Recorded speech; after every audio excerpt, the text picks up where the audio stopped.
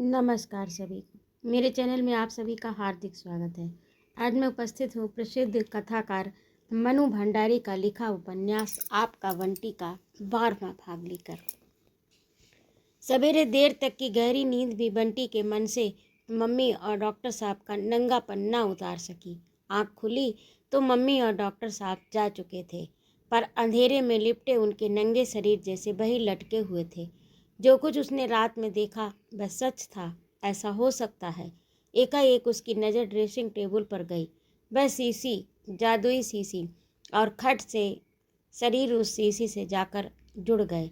उसे अच्छी तरह याद है, कल तो ये शीशी यहाँ नहीं थी, फिर कैसे आ गई, कब आ गई। और बंटी भैया, उसने जो जादू की शीशी सुंघाई तो बस राजकुमार का तो मगज ही फिर गया। वह अपने बाप को नहीं पहचाने, माँ को नहीं पहचाने, और तो और वह अपने को ही नहीं पहचाने। बंटी उछल कर भागा। बरामदा पार कर रहा था तो खाने के कमरे से मम्मी की आवाज़ आई। उठ गया बंटी, जल्दी कर बेटे, स्कूल में देर हो जाएगी। बंटी का मन हुआ तो 2 मिनट के लिए मम्मी के पास चला जाए, पर नहीं, मम्मी उसे पहचानेंगी, कहीं चाटा ही मार दे तो। रात में मम्मी अपने को नहीं भूल गई थी क्या? अम्मी और जोत तैयार हो रहे थे, उन्हें देखकर ही जाने कैसी तसल्ली मिली। उसने जोत का हाथ पकड़ लिया। वह उससे बोलकर, उसे छूकर अपने मन का डर भगाना चाह रहा था। कभी अकेले में डर लगे तो ज़ोर ज़ोर से बोलकर ही कैसी राहत मिलती है, अपनी आवाज़ ही कैसा सहारा देती है। तू इतनी देर से उठता है बंटी, देर नहीं हो जाएगी? जा, बाथरूम में गर्म पानी रखा है, जल्दी से हाथ मुंह धोकर तैयार हो जा। जोत की बात, जोत की आवाज़, जोत का चेहरा, सबसे उसे बड़ी तसल्ली मिल रही। कल से ही उसे ऐसा लग रहा, जब जब उसने जोत को देखा, जोत उसे हमेशा अच्छी लगी। जोत की तरफ देखते रहना भी उसे अच्छा लगा। वह जल्दी से बाथरूम में घुस गया, पर जैसे कि दरवाज़ा बंद किया, एक अजीब सा डर मन में समाने लगा। उसने खाली सू की छी छू दबा गया और जल्दी से दरवाज़ा खोल दिया। कम से कम बाहर वालों के चेहरे दिखते रहे। चेहरों का भी कैसा आश्वासन होता है। नाश्ते की मेज़ पर सब बैठे हैं। मम्मी टोस्ट में मक्खन लगा रही। डॉक्टर साहब सफ़ेद बुर्राक कपड़ों में ऐसे लग रहे जैसे अभी अभी लॉन्ड्री में से निकल कर आए हों। वे खाते भी जाते हैं और बार बार नैपकिन से हाथ और होंठ भी पोंछते जाते, पर बंटी है कि ध्यान न खाने पीने की चीज़ों पर है, न जोत और अम्मी की बातों पर। सामने बैठे टोस्ट कुतरते हुए डॉक्टर साहब एक क्षण को उसे कपड़ों में दिखाई देते हैं तो एक क्षण नंगे, एकदम नंग धड़ंग। मक्खन लगाते लगाते चाय के घूंट लेती मम्मी के भी मिनट मिनट में कपड़े उतर जाते हैं। एक बड़ा भारी सा रहस्य था जो उसे एकाएक ही पता लग गया। जैसे पहले बड़ा डर लगा था, फिर अजीब सी घिन छूटी। अब गुस्से और घिन के साथ साथ इच्छा हो रही है कि बार बार उसी दृश्य को देखें। और फिर तो जैसे अजीब स्थिति हो गई उसकी। नहाने लगा तो अपने अंग को लेकर भी कैसी वैसी थ्रिल महसूस होने लगी। मन ही मन डॉक्टर साहब के साथ अपनी तुलना शुरू हो गई। बड़ा होकर वह भी ऐसा ही हो जाएगा, वह सोच रहा था, हाथ में लेकर देख रहा था, और भीतर ही भीतर एक अजीब सी सिहरन हो रही। पहली बार उसे लग रहा जैसे वह है, उसके भी कुछ है। क्लास में टेबल के सामने खड़े होकर सर पढ़ा रहे और एकाएक बंटी के सामने सर के कपड़े उतर जाते हैं। अनंत सिलसिला जोत कभी अपने रूप में, कभी मम्मी के रूप में सामने आती है। वह उसके फ्राक में से झांकने की कोशिश करता है। मम्मी जैसा तो कहीं कुछ नहीं, शायद बड़े होकर सब कुछ वैसा ही हो जाएगा और फिर सब जगह वही वही। पर सांझ गिरने के साथ साथ सारी भावनाएं तो गायब हो गई। रह गई सिर्फ एक अपराध भावना। वह बहुत ही गंदा काम करने की अपराध भावना। क्यों आई मम्मी यहाँ, क्यों लाई उसे? आज 1 मिनट भी पढ़ने में मन लगा है इसका स्कूल में? अब किस तरह पढ़ेगा वह? उसने कसकर उंगलियों का क्रॉस बनाया। नहीं नहीं, वह अब कभी नहीं सोचेगा इन बातों को। कितना पाप चढ़ा होगा आज उस पर।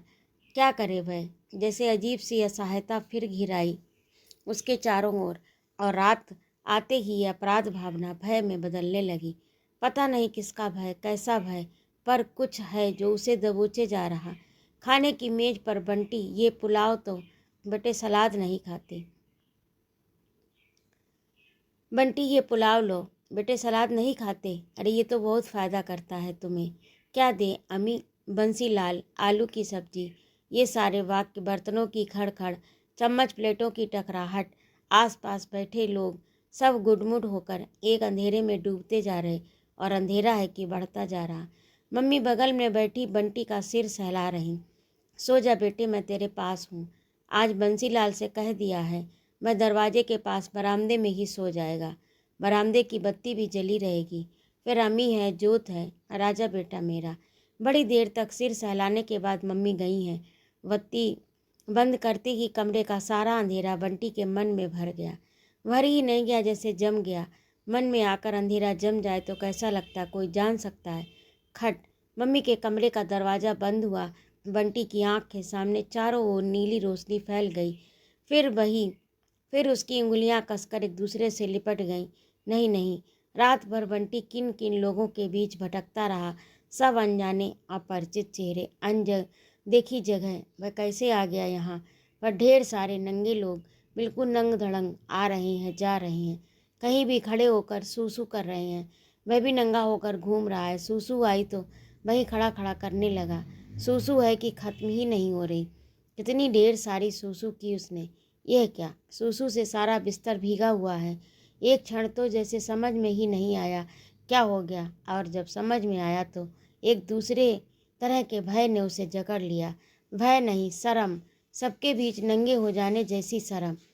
खिड़की के पार सवेरा होने के पहले वाली फीकी फीकी रोशनी फैल रही है। अब वह क्या करे? हाथ फेर कर देखा, सारा बिस्तर गीला है, सारे कपड़े गीले हैं। वह उठकर कहाँ जाए, कैसे कपड़े बदले और बिस्तर? सवेरा होते ही सबको मालूम हो जाएगा। जोत, अम्मी, डॉक्टर साहब, बंसीलाल, क्या कहेंगे सब लोग? क्या सोचेंगे? शर्म, दुख, गुस्सा और फिर आंसू, ढेर ढेर आंसू। अम्मी और जोत उठे हैं। जोत ने उसे आवाज़ भी दी, पर वह है कि सांस तक रोके पड़ा है। वे दोनों तो चले गए, पर वह कैसे उठे? बंटी, उठ बेटा, स्कूल नहीं जाना। पर बंटी ज्यों का त्यों पड़ा है। वह नहीं उठेगा। आज भी नहीं, कल भी नहीं, सारी जिंदगी नहीं उठेगा। जैसे वह सो नहीं रहा, बस बिस्तर में जम गया। मम्मी ने पास आकर रजाई उठाई तो उसने और कसकर आंखें मूंद लीं। कोई ऐसा जादू नहीं हो सकता कि बिस्तर सहित गायब हो जाए। अरे ये क्या? ओह, गुड मॉर्निंग किड्स। दरवाजे पर डॉक्टर साहब की आवाज़ सारे कमरे में फैल गई। अम्मी जो तो चले भी गए, उसे देखने के लिए ही तो आए हैं। मम्मी ने जल्दी से उस पर फिर रजाई डाल दी। तुम जरा उधर चलो। और फिर उसे गीले कपड़ों के साथ ही ऊपर से नीचे तक अपने शॉल में लपेट लिया। उसके गीले बिस्तर पर रजाई ढक दी। बंटी की कपकपी छूट रही है, पता नहीं सर्दी से या डर से। मम्मी बचाएंगी, पर आखिर कितनी देर तक? अपने कमरे में लाकर मम्मी जल्दी जल्दी उसके कपड़े बदलवा रही। चेहरे पर ढेर ढेर परेशानी है। सूसू करके नहीं सोया था बेटा? रात में आया था तो बंसीलाल को क्यों नहीं जगा लिया? पर बंटी से कुछ नहीं बोला जा रहा। मन का सारा भय आवेश केवल हिचकियों में फूटा पड़ रहा। अब रो मत। रोता हुआ देखेंगे तो क्या कहेंगे सब लोग? मैं किसी को पता भी नहीं लगने दूंगी। चुप हो जाए एकदम। और ड्रेसिंग टेबल के सामने लाकर उसके बाल बनाने लगी तो फिर वही सीसी वह भीतर तक काँप गया। नाश्ते की मेज पर बैठा उसकी नज़रें नहीं उठ रहीं। सब जल्दी जल्दी नाश्ता कर रहे हैं, सब कुछ न कुछ बोल भी रहे हैं, पर बंटी को लग रहा है जैसे सब चुप हैं और कुछ नहीं कह रहे हैं, केवल उसी की ओर देख रहे हैं। जैसे सबको मालूम हो गया कि उसने बिस्तर में सूसू कर दिया। बिना देखे ही वह देख रहा है। मम्मी के चेहरे पर परेशानी है, डॉक्टर साहब के चेहरे पर उपेक्षा है, जोत के चेहरे पर दया और अम्मी के चेहरे पर शैतानी चढ़ाने वाला भाव। टोस्ट सेक सेक कर देता हुआ बंसीलाल मुस्करा रहा है। देखो कितना बड़ा बच्चा, और बस बंटी ही है कि बेहद बेहद शर्मिंदा, अपनी ही नज़रों में गिरा, सबसे तुच्छ बना, जैसे तैसे दूध के घूंट निगल रहा है। दूध से ज़्यादा आंसू के घूंट निगल रहा है। मम्मी परेशान होकर पूछ रही हैं, और हाथ में वही जादुई शीशी जो बिल्कुल खाली है। तुमने शीशी खोली थी जोत? नहीं मम्मी, मैं तो आपके कमरे में गई ही नहीं। अम्मी, तुमने तो नहीं गिराया बच्चे? नहीं। बिना मम्मी की ओर देखे बड़ी लापरवाही से उसने जवाब दिया। गिराया हो तो बता दो बेटे। गिराया नहीं हो, मान लो गलती से गिर गया तो बता दो, मैं कुछ नहीं कहूँगी। नहीं, हमने खोली ही नहीं शीशी, हम क्या सेंट लगाते हैं? बंटी, तुमसे गिरा बेटे? नहीं। पर बंटी को खुद लगा जैसे अम्मी की तरह दबंग ढंग से वह नहीं कर सका। अम्मी और ये मम्मी है कि उसे घूरे जा रही हैं। जोत और अम्मी को क्यों नहीं घूरती ऐसे, एक मैं ही हूँ फालतू। पर गुस्सा है कि टिक नहीं पा रहा। एक डर है कहीं ये सीसी ही नहीं बोलने लगे। मैं बताता हूँ असली चोर। कल जब पीछे के मैदान में उड़ेल कर ढेर सारी मिट्टी ऊपर से डालकर हाँफता हाँफता वह आया तो ठीक सिनेमा में देखे कार्टून फिल्म की तरह उस सीसी के हाथ पैर आँख नाक निकल आए थे। वह बड़ी देर तक उसके आगे पीछे नाचती रही।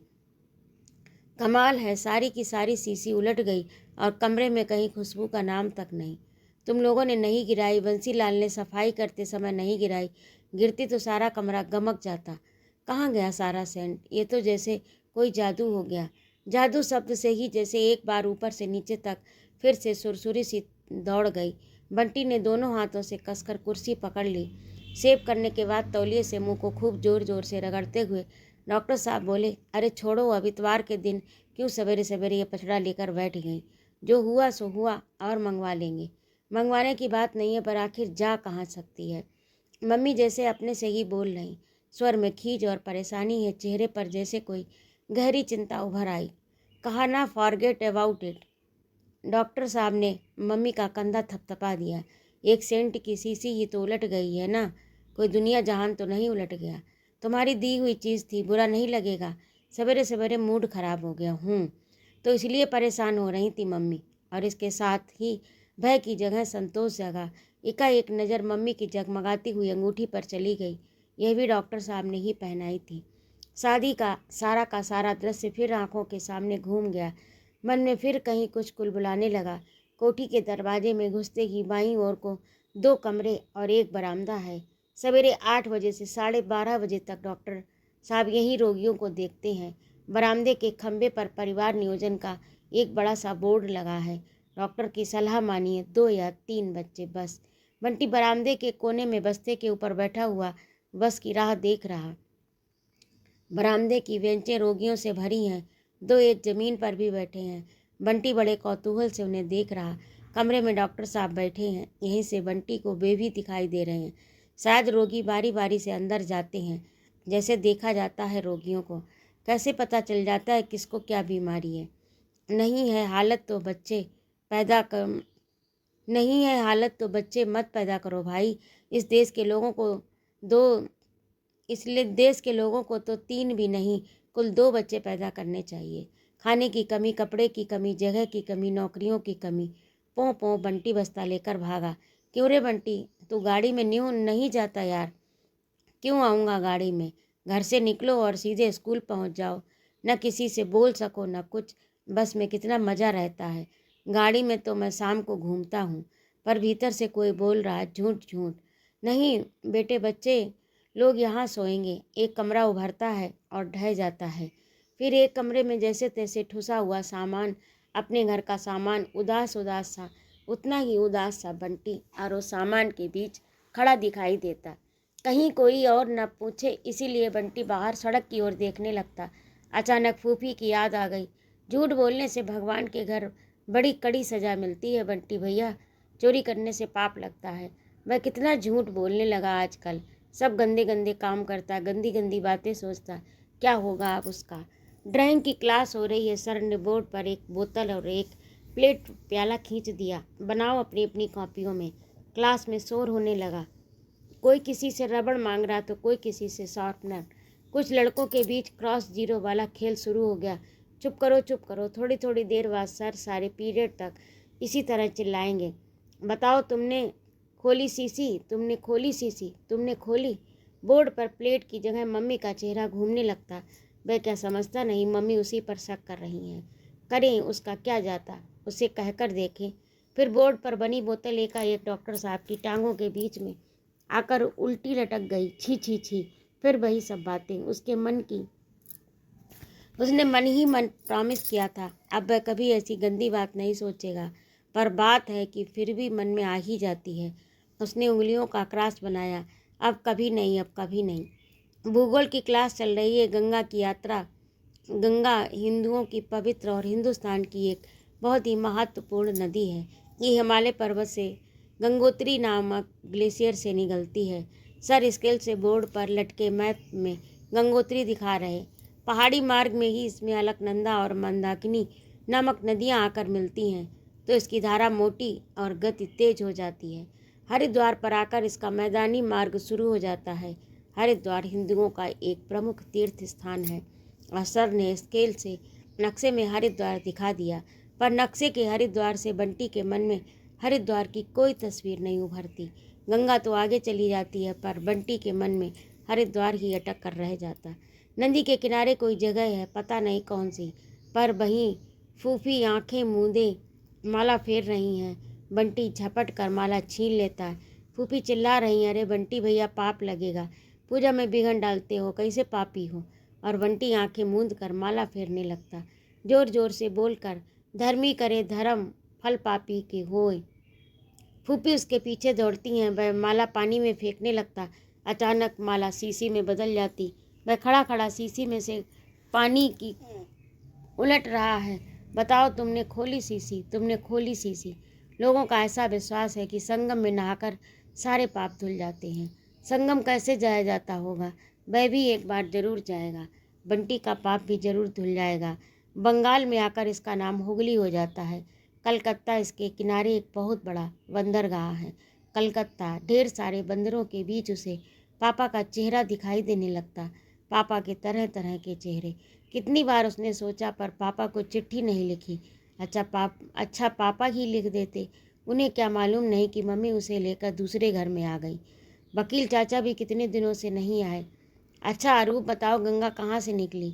बंटी खड़ा हो गया। गंगा, नक्शा, हरिद्वार, फूफी, बंदर, पापा, संगम, जाने कितने नाम हैं, जाने कितने चेहरे हैं। भीड़ सी लग जाती है, सब गुड्ड मुड्ड हो जाते, एक के ऊपर एक, और पता नहीं लगता गंगा कहाँ से निकली। बंटी स्कूल से लौटा तो मम्मी घर में ही मिली। अम्मी जोत नहीं लौटे थे, मम्मी अकेली ही थी। बंटी को अच्छा लगा, अकेली मम्मी हो तो घर भी अपना लगने लगता है। तुम आज कॉलेज नहीं गई मम्मी? नहीं बेटे, सब सामान जमाना था, इसीलिए 2 दिन की छुट्टी ले ली। मम्मी ने बंटी के हाथ से बस्ता ले लिया। कमरे में आया तो देखा जोत की और अम्मी की अलमारी के बगल में एक लंबी सी अलमारी खड़ी है। देख बंटी, तेरे लिए ये अलमारी मंगवा दी। 2 खानों में तेरे कपड़े हैं और 2 में तेरे खिलौने। अब ठीक से रखना अपनी अलमारी को। मम्मी समय कैसी लग रही हैं? टीटू की अम्मा काम करते हुए जैसी लगती थी वैसी ही। बंटी ने अलमारी खोली। दवाइयों की बदबू का एक भभका सा उड़कर आया। ये क्या? इसमें कैसी दवाई जैसी महक आ रही है, बदबू आ रही है, छी। बंटी छिटक कर पीछे हट गया। कुछ नहीं बेटा, डॉक्टर साहब की दवाइयों की अलमारी मैंने तेरे लिए खाली करवा ली। 2-4 दिन में ये महक उड़ जाएगी। नहीं चाहिए हमें ऐसी अलमारी।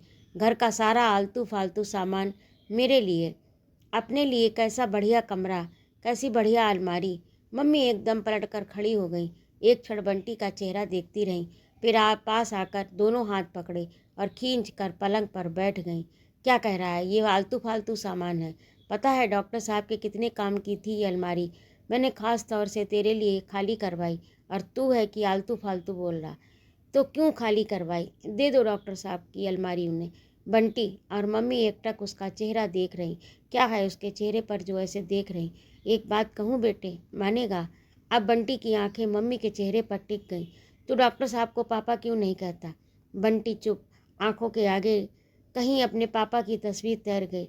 बोल, कहेगा ना आपसे? नहीं। क्यों? मेरे पापा तो कलकत्ते में हैं।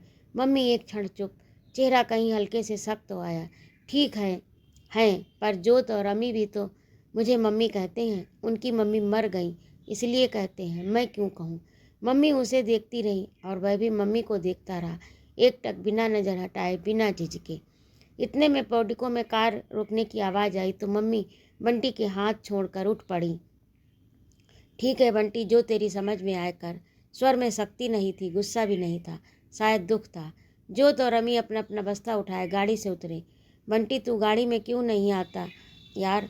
यह वाक्य कहीं से मन में कौंधा और डूब गया। आ गए तुम लोग, चलो जल्दी से हाथ मुंह धोकर कपड़े बदलो, मैं नाश्ता लगवाती हूँ। देखो, बंटी को भी रोक रखा था अभी तक। हाँ, बंटी तो है ही फालतू। अभी ये लोग घंटा भर और नहीं आते तुम और रोक के रखती। बंटी को भूख थोड़े लगती है। अरे बंटी भैया, तुम पहले कुछ खा लो, सवेरे के गए हो, तुम्हें भूख नहीं लगती? हमारा तो यहाँ जी कलपता है तुम्हारे मारे। उसे फूफी की याद आ जाती है। मम्मी मेज लगाती हुई कैसी लग रही? वहाँ तो बस एकदम प्रिंसिपल बनी रहती थी। यह लंबूतरी अलमारी बंटी भैया की है। वही हनुमान वाले लाल कपड़े पहन आया है अमी। लंबूतरी कबूतरी बंदर कहीं का, ऐसी फालतू सी चीज़ उसे दे दी है तो मजाक नहीं उड़ाएंगे सब लोग। खाने की मेज पर बैठे कि कॉलेज का माली आ गया। ज़मीन तक झुककर सलाम किया। नमस्ते बंटी भैया, कैसे हो? हाथ जोड़े जोड़े ही उसने पूछा तो बंटी उछलकर माली के पास आ खड़ा हुआ। माली दादा, कैसा है मेरा बगीचा? तुम ठीक से पानी तो देते हो ना? तुम पीले गुलाब की कलियां खिल गई ना? कितनी बातें उसे पूछनी है। माली के आया, उसके साथ बंटी का घर चला आया, बंटी का बगीचा चला आया। एक के बाद एक फूलों के नाम लिए जा रहा बंटी, और उत्साह जैसे मन में समा नहीं रहा। माली, अब उससे भी अच्छा बगीचा यहाँ लगाओ बंटी के लिए। पहले यहाँ की सफाई करके खाद पात डालो, और फिर जो गमले और पौधे ज्यों के त्यों आ सके उन्हें वैसे ही ले आना। बाकी एकदम नहीं आएंगे पौधे। मेरे बगीचे को हाथ नहीं लगाएगा कोई, मैं अभी से कह देता हूँ। माली दादा, तुम बिल्कुल मत छूना। स्वर में आवेश भी है, आदेश भी है। उसके अधिकार की सीमा है। तुमने कमरा नहीं दिया, लंबूतरी अलमारी लगा दी। तुम चाहने पर भी वह जैसे कुछ बोल ही नहीं सका। पर उसका बगीचा, माली की गिजगिजी आंखें जैसे कुछ तैरने लगा उनमें। इसे बनाए ना तू अपना बगीचा। मम्मी ने प्यार से उसके कंधे पर हाथ रखकर जैसे मनुहार की। नहीं, बिल्कुल नहीं, ये मेरा बगीचा। बीज और कलम लगा लगा कर बनाओ अपना बगीचा तो पता लगे कैसे बनता है बगीचा। ऐसा ही होता है बहू जी, ऐसा ही होता है। अपने बोए सींचे पौधों से ऐसा ही मोह होता है, बिल्कुल संतान जैसा। जहाँ एक बार लगाओ वहाँ से उखाड़ा नहीं जाता। और फिर थरथराते गले से बोला, तुम एक बार आकर देख जाना बंटी भैया, तुम्हारे बगीचे को तो मैं जान से भी ज़्यादा रखता हूँ। बंटी माली के हाथ से झूम गया। माली के हाथ को छूकर लग रहा जैसे वह अपना बगीचा छू रहा, उस पर हाथ फेर रहा। कल परसों वह किसी दिन ज़रूर जाएगा। मम्मी जब तक बताती रही कि यहाँ क्या क्या करना होगा, बंटी वैसे ही उसके हाथ पर झूलता रहा। जब माली जाने लगा तो उसे गेट तक छोड़ने गया। कल फिर आना माली दादा, रोज़ आया करना। और जब तक माली दादा दिखता रहा, बंटी देखता रहा। बच्चे पढ़ाई करने बैठे तो एक महाभारत छिड़ गई। अम्मी अपनी मेज़ पर से बंटी की किताबें उठा उठा कर फेंक रहा और चिल्ला रहा, किसने हटाई मेरी किताबें यहाँ से? ये मेरी मेज़ है, किसी को नहीं दूंगा मैं अपनी मेज़। ए अम्मी, क्या पागलपन कर रहा है? मम्मी ने तेरी किताबें मेरी मेज़ पर रख दी हैं, यहाँ बैठ कर पढ़ ले। पर जोत अम्मी को रोकती रोकती इतने में बंटी घुसा और ले ले और फेंक मेरी किताबें और फेंक। और अम्मी की किताबें हवा में कलाबाजी खाती हुई ज़मीन पर लौट गईं। फिर दोनों गुथ गए। गुस्से घूसे मुक्के बंटी ने खींच खींच कर 2 थप्पड़ जड़े तो अम्मी जोर से चीखा। बंटी की वहाँ पर दांत भर कर काट लिया, मार डाला रे। मम्मी दौड़ी हुई आई, ये क्या हो रहा? उन्होंने झपट कर दोनों को अलग किया। बिना कुछ किए ही जोत एक और अपराधी सी खड़ी हो गई। मैं मारूंगा इसको, मारूंगा, देखो क्या किया है इसने। और गुस्से से कांपते हुए बंटी ने अपनी बाहें आगे कर दी। 2 दांत मांस के भीतर गड़ गए थे, खून छलक आया। अम्मी, ये क्या किया तूने? इस तरह काटते हैं बड़े भैया को? मम्मी ने बहुत सख्त आवाज़ में कहा। अम्मी रोता जा रहा, घूर कर बंटी को देखता जा रहा। बस हो गया डांटना, लगाती न थप्पड़। अभी वह ऐसे काट लेता तो। बंसीलाल अम्मी को बाहर ले गया तो मम्मी ने बहुत प्यार से बंटी को वहाँ में भर लिया। चल टिंचर लगा देती हूँ। नहीं लगाना मुझे टिंचर, मुझे कुछ नहीं करवाना। पता नहीं उसकी आवाज़ में गुस्सा था या दुख कि मम्मी की आंखें छलछला आईं। चल बेटे, शाम को डॉक्टर साहब से डांट पड़वाऊंगी अम्मी को। हाँ, डॉक्टर साहब से डांट पड़वाएंगी, जैसे खुद नहीं डांट सकती थी ना। और बंटी हाथ छुड़ाकर भाग गया। उसने टिंचर भी नहीं लगवाया। उस रात बंटी ने खाना भी नहीं खाया। डॉक्टर साहब ने अम्मी को डांटा, कान खींचा, बंटी को प्यार किया, समझाया, 2 दिन बाद ही तुम्हारी मेज बनकर आ जाएगी, एकदम नई और इन सबसे बढ़िया। पर बंटी अपने पलंग पर से हिला तक नहीं। तुम तो बहुत जिद्दी हो यार। डॉक्टर साहब लौट गए। और जाने कैसे पापा आकर बैठ गए। तुम हमारे साथ कलकत्ते चलोगे? बंटी खूब घुमाएंगे फिराएंगे। वह कल ही पापा को चिट्ठी लिखेगा। बंटी बस के लिए खड़ा है और रोज की तरह डॉक्टर साहब रोगियों को देख रहे हैं, पर वह किसी की तरफ नहीं देख रहा। रात वाला गुस्सा अभी भी भरा है मन में। सवेरे उसने किसी से बात नहीं की, अब वह किसी से नहीं बोलेगा, कभी नहीं बोलेगा। सामने लगे लाल तिकोन को घूर घूर कर देख रहा है। बंटी, डॉक्टर साहब के शब्द तैर जाते हैं। इस देश में तो 3 भी नहीं 2, बस 2 बच्चे पैदा करने चाहिए। तीसरा बच्चा फालतू बच्चा, तीसरा बंटी, फालतू बंटी। अब तू कार में क्यों नहीं आता यार? अम्मी और जोत की अलमारियाँ, ये लंबूतरी अलमारी बंटी भैया की है। अम्मी और जोत की मेज किसी को नहीं दूंगा। मैं अपनी मेज, ये मेरी है। अपना अपना बस्ता लिए कार में बैठे हुए अम्मी और जोत सर से घुस जाते हैं। ड्राइवर जाओ, डॉक्टर साहब को ले आओ। ड्राइवर जाओ, कॉलेज से मेम साहब को ले आओ। बस फालतू बंटी बस के लिए खड़ा है। तो अभी आप सुन रहे थे मनु भंडारी का लिखा उपन्यास आपका बंटी का 12वां भाग। आपको कैसा लगा कमेंट करके अवश्य बताइएगा। और यदि आपको मेरा कहानी सुनाना अच्छा लगता हो तो कृपया चैनल को सब्सक्राइब अवश्य करें, लाइक और कमेंट करें तथा अपने मित्रों में शेयर भी करें। सुनने के लिए बहुत बहुत धन्यवाद। जय माँ भारत।